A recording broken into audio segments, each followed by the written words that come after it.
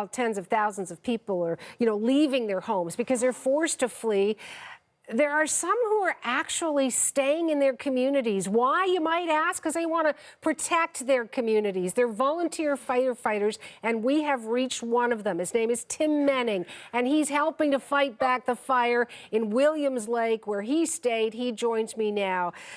Tim, hats off to you, buddy. What was in your mind when you said, I'm staying?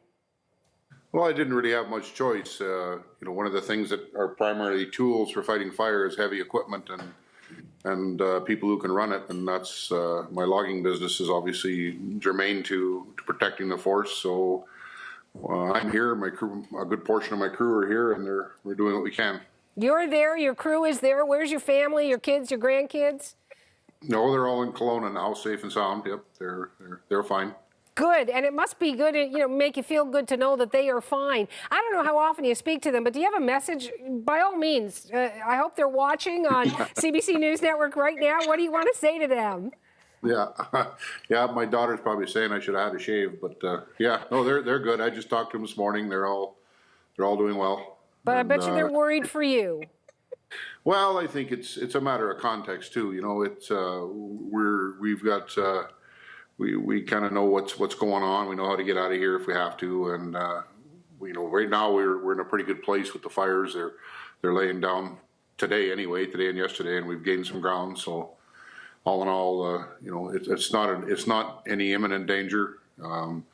It's all weather related. If we get the wrong kind of heating conditions and wind in the afternoon, and then all bets are off. But right now we're gaining ground and doing our best to maintain that. And, when you say it's all up to the weather, I mean, it's kind of like easier to deal with something that is in your control. You know what I mean? Like, I can change this because I have control over it, but you have no control over the weather. So how are you fighting that frustration, and how are you helping to tackle those fires when the weather does cooperate and you can get in there? Well, when we get an opportunity, we certainly, we're in there with heavy equipment, building fire guards and fire breaks, and the ministry force is using, wildfire people are using back burning techniques to try to reduce the fuel, and we try to set up basically fuel breaks to stop the spread, and they'll work up until the point where the fire starts to run with a good stiff breeze or wind and the wrong kind of heating conditions. Once the fire starts to crown with a heavy wind behind it, it's jumping the river, it's jumping highways, and we just got to retreat and regroup. I don't know if you're watching any television up there, but, 37,000 people forced to flee those fires there in the interior of BC. We've got people who are watching the situation at some of those evacuation camps, Prince George being a big one of them. When you watch all those people leaving, it's got to be a little surreal where you are because you're staying. Yeah, it's strange. I was driving through town this morning about 5:45, and a few cop cars, the police are just sort of watching you drive by. There's a bunch of dusty, filthy old pickups and tired-looking men heading to work in all different directions. We're pretty well surrounded by it, so they're coming through the intersections, and you'll see the same pickup that you're driving going by you, heading in a different direction with fire tools and fuel. And then a little while later, the Ministry of Force people are moving through, and that's all you're seeing. There isn't a store open. I think Tim Hortons has stayed open in town, and that's, frankly, I may be wrong, but that's the only business I know of that's open. He's just the owner's there, and he's trying to get coffee and food out to whoever needs it. You know what, and that's what I find really amazing. I mean, I'm not there in BC, so I can't say I'm empathizing, but I'm certainly sympathizing with you. What I find really interesting, Tim, is how much good people have in them to help during these times of turmoil. And while you talk about those pickups who are going back and forth in the dust and the dirt and tired men and probably women as well, does it kind of lift your spirits to know that there is that inherent kind of goodness? Oh, absolutely. And yeah, you're absolutely right. We have a number of women who are staying behind and helping.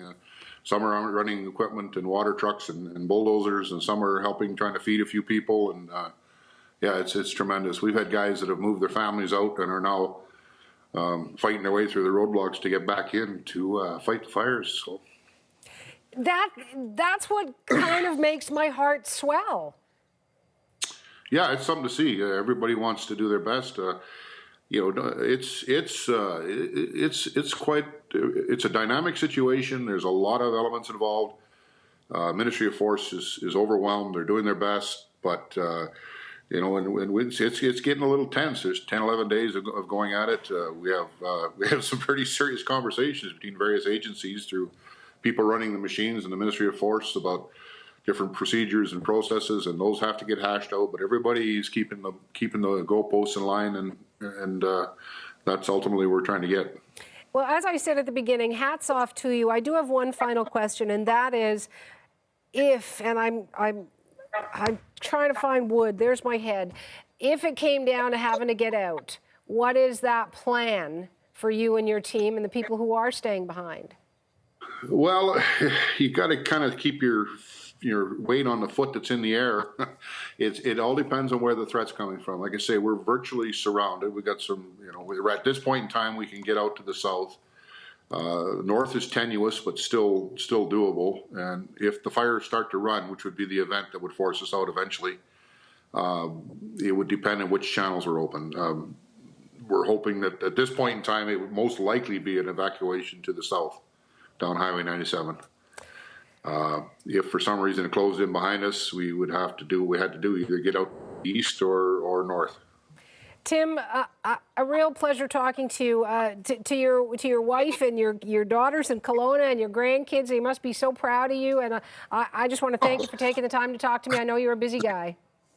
Yeah, no problem. I mean, I'm sort of the official gopher around here. I'm the guys that are really stepping up are the ones that are putting in the massive days on the fire line. Some of our guys worked 30 hours the other night protecting homes west of town.